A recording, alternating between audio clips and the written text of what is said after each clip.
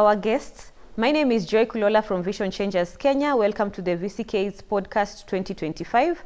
We are shooting our first episode this year and we are really excited. I'd love to say at this point, Happy New Year to you, wherever you are watching us from.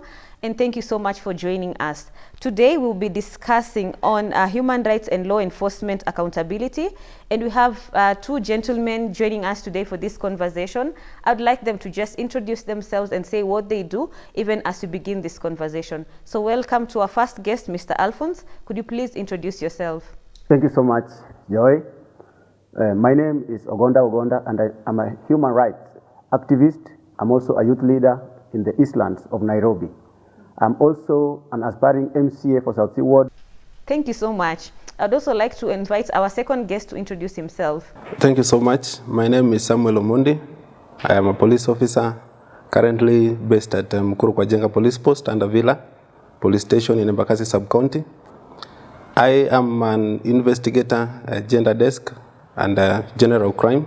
Okay, thank you so much. I would like to remind you to follow us on our social media platforms, that is Facebook, Twitter, TikTok, and Instagram. And also to just reinforce that, please kindly subscribe to our YouTube channel where you're watching us from, so that you continue joining us in this conversation. So off to the start of this conversation is, as we talk about human rights, there has been a lot that has been happening in the recent days.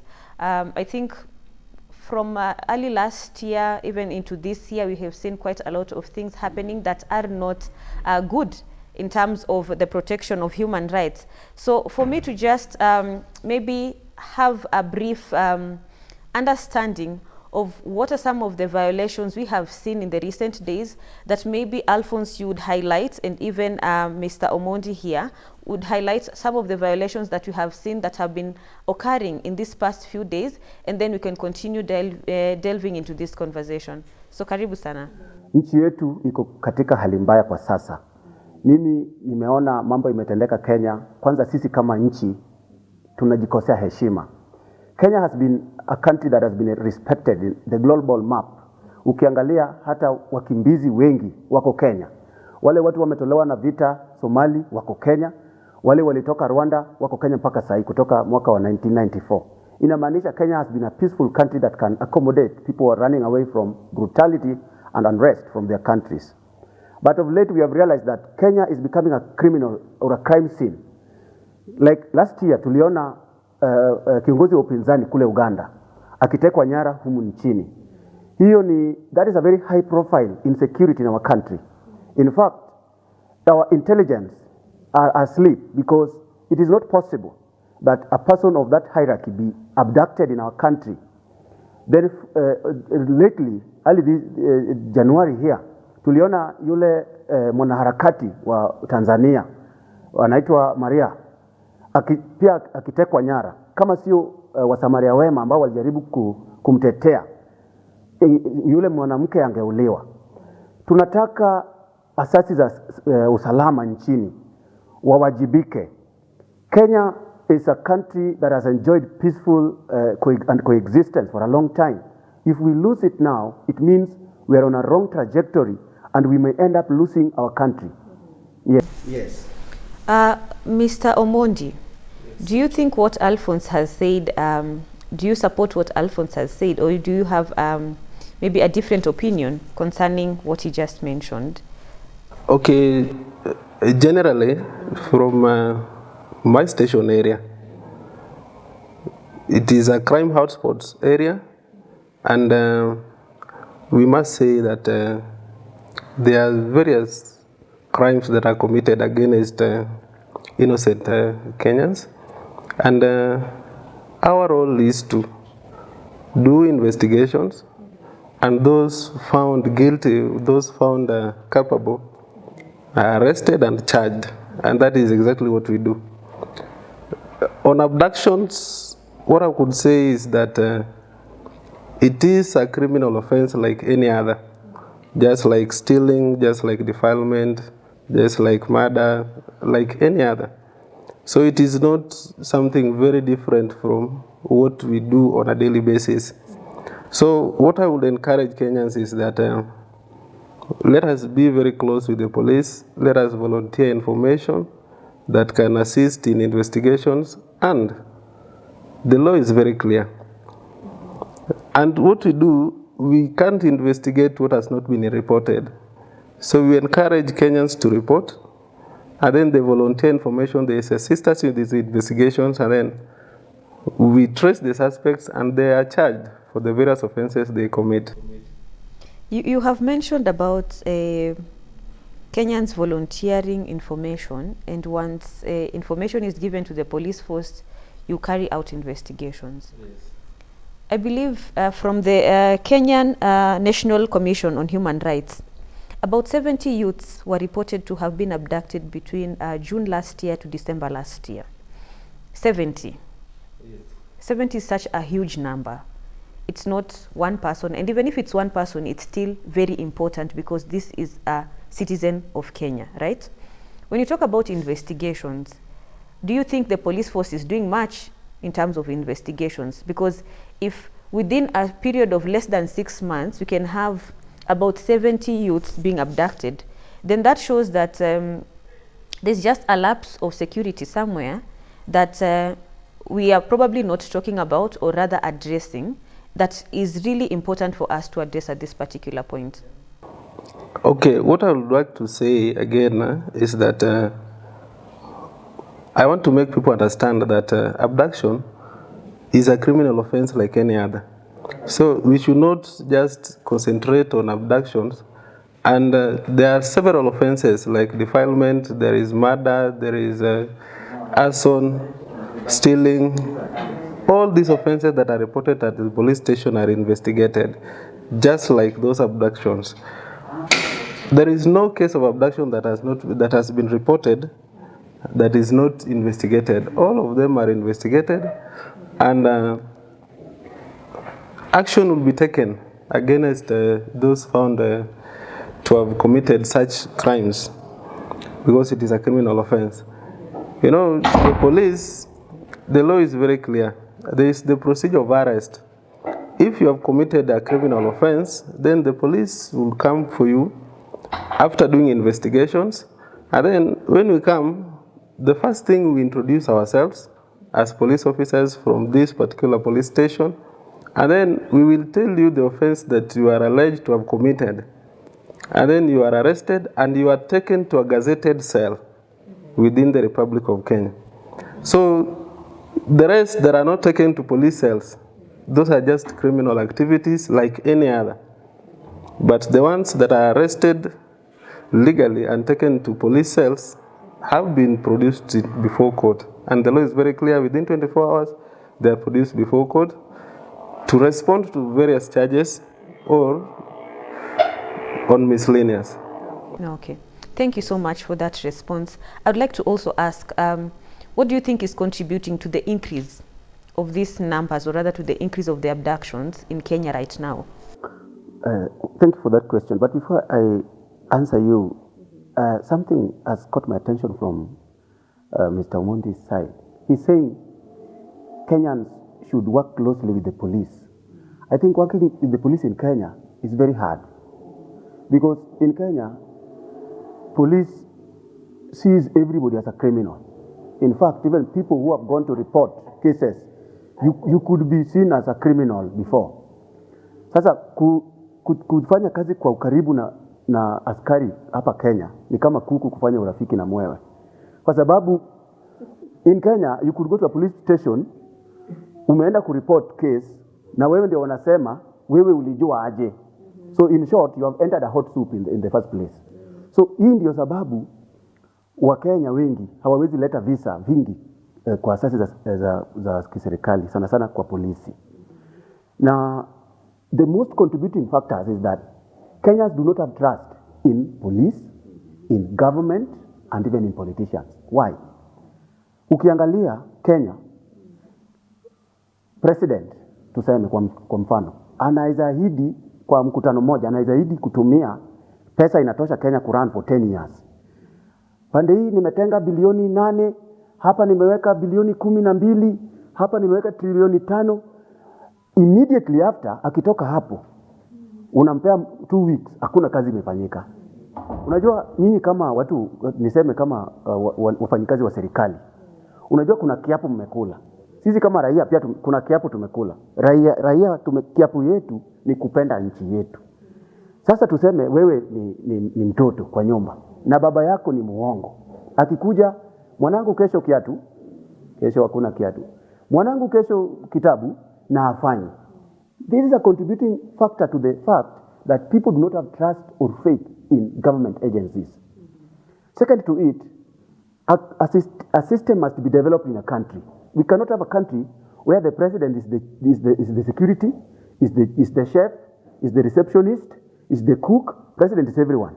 Ukiangalia rais, mimi nakuelezea kwa nini Wakenya hawana imani na serikali. Ukiangalia rais leo anaongea vaccination ya ng'ombe. Hiyo ni Ministry of Agriculture. Hata hafai kuongelea. Yeye anafaa kupeleka report. Kidogo rais ndio huyo amechagundua dawa ya umbu. Anatangaza sijui imetengenezwa Brazil wapi. Ministry of Health. Mimi naambianga rais kila siku, wewe ni rais kwa boma, hata kama wewe ni baba uko na watoto, yule wa kuchunga ng'ombe achunge ng'ombe, kuosha vyombo aoshe. Uwezi kuwa kidogo unaosha vyombo bili umewacha, unachunga ng'ombe 2 minutes umetoroka, unapiga nyumba duster 2 minutes umetoroka. Things are done in a halfway. None of them is complete. We do not trust systems in Kenya. We do not trust government agencies, and in fact in Kenya, mimi hata nimekaa tu hapa kwa sababu kamera iko karibu. Mimi sikaangi karibu na polisi. Mimi. Sijawahi. Kwa nini Alphonse? Unajua polisi, wewe na polisi lazima mpendane. Hata kama mpatani lazima tu mcoexist. Allow me to explain. No, you will have your time. Allow me to explain. Do you know why Kenyans don't trust police? I have told you here. Yeah. In Kenya you go to report a case. You are the first criminal. Utaulizwa hiyo crime ikifanyika ulikuwa wapi? Ati ulikuwa hapo. Nyinyi ndio mnasaidia watu kufanya makosa ndani. So let me hold on that thought. So do you think it's how the police force carries out its investigations at the reporting stage that is a challenge, or do you think that maybe you feel like if I bring a case or other complaint and say niliona fulani na fulani akifanya XYZ mahali fulani, si ndio? Unaonelea kwamba polisi wanafaa kuwa na different structure of approach, ama kwa sababu I believe kuna wengine wameenda wakareport cases na kuna kitu hawajakuwa made wa feel kama criminals, si ndio? But kuna hizo instances wenye unaenda kureport case inakaa ni kama you are the criminal. I understand those cases. Hata mimi nishaenda kureport case nikageukiwa. I'm wondering, I'm here to just offer information. As he has said, we should willingly offer the police information, but at times you get and realize that unaenda huko but pia vitu zinabadilika. But do you think it's something that should be changed? Bwana Omondi, wewe kama police officer unaona kwamba kuna kitu inafaa kubadilishwa hapo wakati mtu ameleta kesi, how the reporting stage etc, is it something that can be changed ama inafaa kubaki hivyo tu milele na milele? Now there is one point I want to correct Mr. Alphonse, is that he is stating that he has never sat next to a police officer. I want to assure you that the police has really changed. There is a lot of reforms in the police service currently, and there is a lot that is coming in the near future. Now, one thing, if you come to a police station to give information, you are not a suspect. You are coming to assist with investigations, because there is something you know about the matter that you have come to report. So you assist the police, you give necessary information, and then from that information, we get a clue from where to start from. Now, currently, there is a very close collaboration between the police and members of the public. There is something we call community policing, even at the grassroots.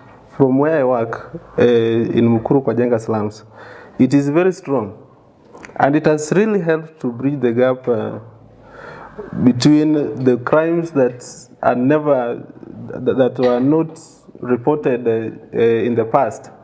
There is what we call a black feed of crime. It's the difference between the actual number of crime that is committed on the ground versus that is what is reported at the police station. So currently, a lot of cases are reported at the police station. And all cases that are reported at the police station are investigated, suspects arrested and taken to court. And that has really contributed to the security within our areas. So coming to a police station, we should no longer see police officers as enemies. These are your brothers and sisters. Probably you have a sister in the police service, or a brother, or even they don't come from elsewhere. They are your brothers, your sisters within the Republic of Kenya. We don't import police officers from Ethiopia. They are Kenya police officers. So we should volunteer information. We should assist the police with the investigations because police officers are not everywhere. But members of the public, we are everywhere. We are able to see all that happens on the ground. But from what he just also mentioned, allow me to now also ask you this second question, even as I try to remember what I had previously asked you. In instances where you're talking about you as a common mwananchi or other citizen of Kenya going to the police office to report whatever has happened, I understand that there are instances where these things do actually turn and take a different trajectory. But as a Kenyan citizen, you still have a role and a duty to play to ensure that you are also giving information to the police force. Right or right? That's right. Yes. So when you talk about whatever instance happened and now you fail to go and report, if anything that has happened under your watch, Ama, you were able to have information and intel about, and you fail to report, don't you think also you're contributing to the wrongs that are happening in the country as a Kenyan citizen?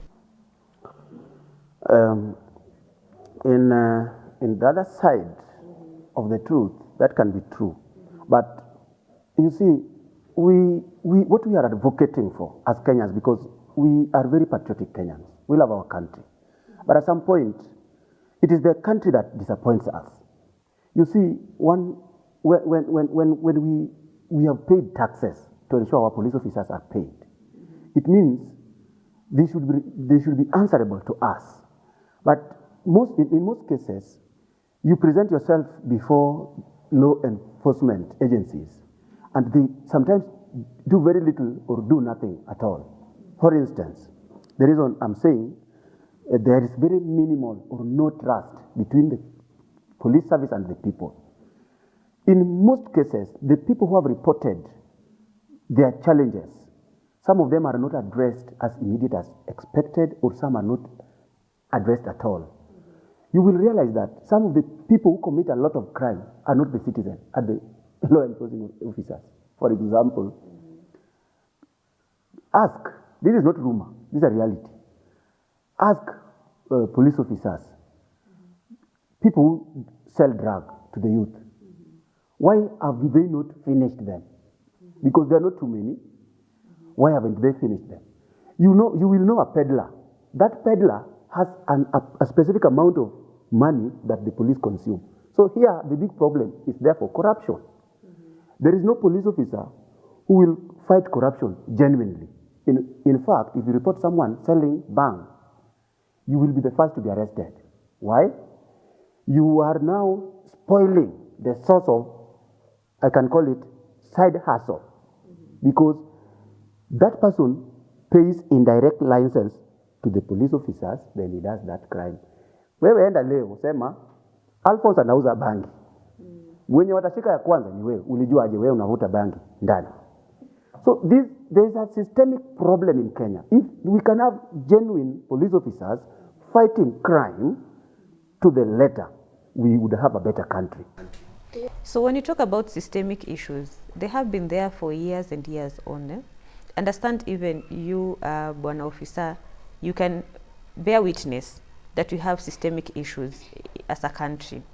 But what are some of the things that the enforcement is trying to do to actually kill all this that is happening, or rather make systems better and work for the better of this country? Yes, you've mentioned about encouraging Kenyan citizens to actually volunteer information, but do you also think, or rather feel, that there is need for civic education in matters on how we can continue to maybe report cases, just give information, do mass awareness across the country, different groups of Kenyan citizens, to just inform them on what they're supposed to do. Do you think that is something that can help address these systemic issues?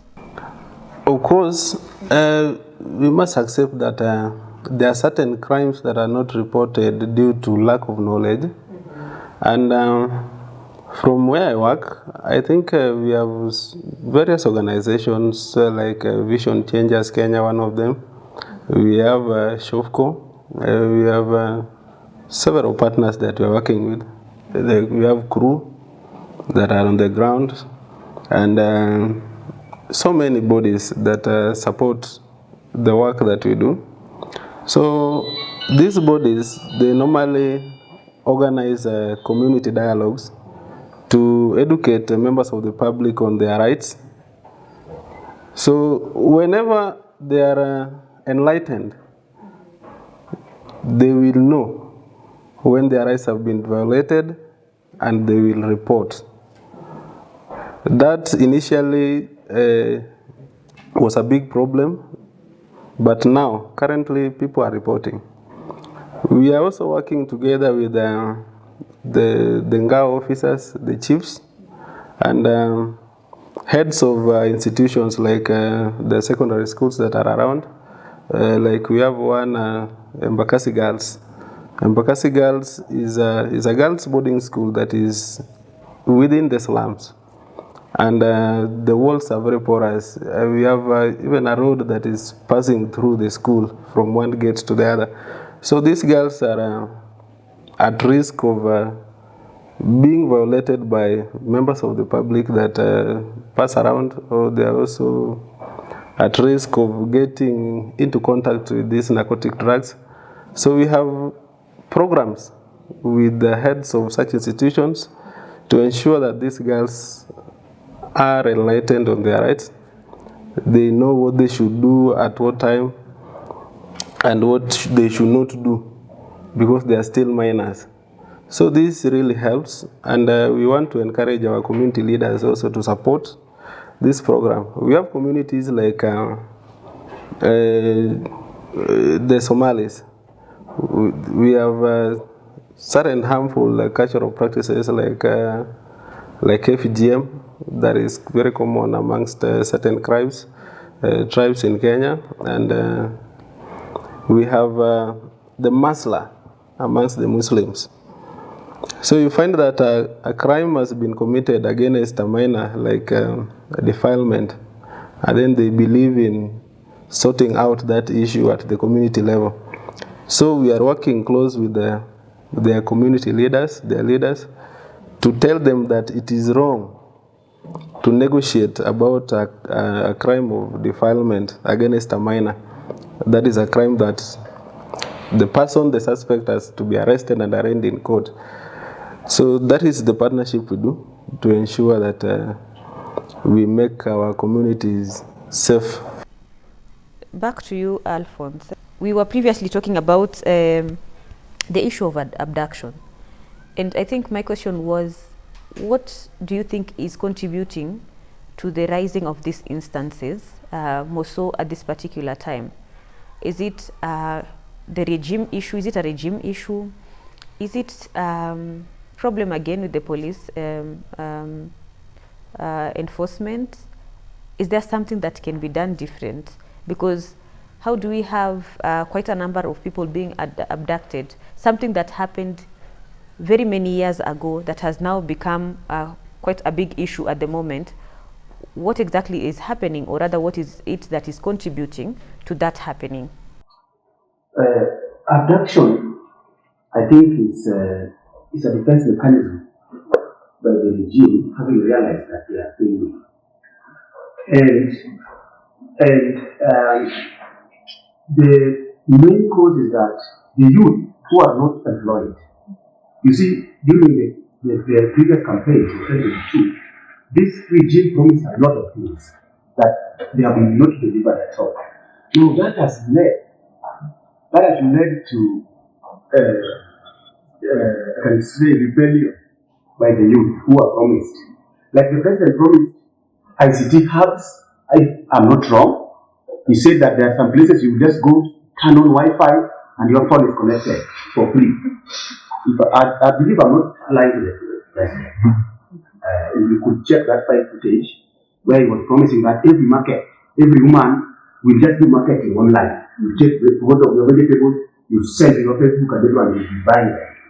Now, the youth, these women, and even cattle, those who sell cattle have been going to the market, but they know Wi-Fi that he was promising.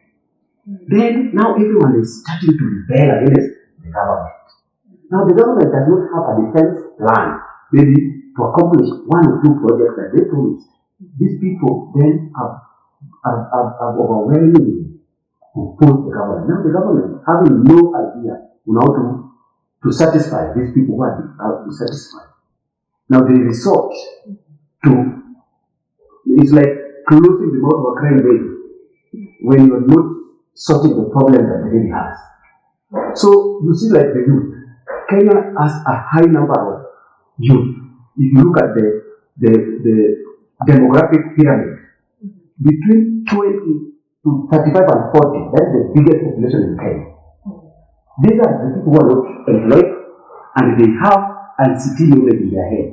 Now that you are not looking for them to do productive work, that's when they will be drawing the cartoons of the president. And you see, you cannot remind them because one, you have not given them that phone. Two, they are not using your Wi-Fi that you promised. So they are using their own Wi-Fi with their own phones to remind you as the president that now you have felt that you are so idle, we will be drawing you in different shapes. Singing, dying, dancing, the youth are just doing a lot's work. Na mimi kama kiongozi ya vijana, sioni makosa. That is self-employment. Vijana, they have created because that is for content creation. Mtu amechora rais kama sijui anagaa. Si watu wanaangalia wanakoni na anatengeneza pesa yake ndio mwajiri. But where do we draw the line also in terms of content creation and even creating that job for yourself? How do we also draw the line and say we can do this up to this level, but we can't proceed to start drawing people in coffins, etc. Why are you supposed to do because again, I think another thing that is lacking, even as we continue talking about what we're talking about today, is we need to also ensure that the moral fabric of our country does not continue to fade off. Because one of the challenges we are having with these unemployed youths, or rather us as youths, is our moral fabric is not where it's supposed to be.